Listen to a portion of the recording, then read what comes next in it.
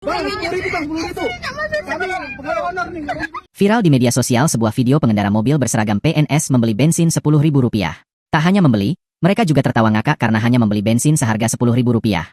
Video tersebut viral salah satunya usai diunggah ulang oleh akun Instagram Memomedsos, Sabtu, 20 Juli 2024. Tampak dalam rekaman video tersebut, petugas SPBU yang melayani gerombolan orang berseragam PNS itu terlihat tak nyaman karena ditertawakan saat membeli bensin Rp10.000. Bahkan ekspresi petugas SPBU itu terlihat sengaja direkam oleh perekam video sembari tertawa ngakak.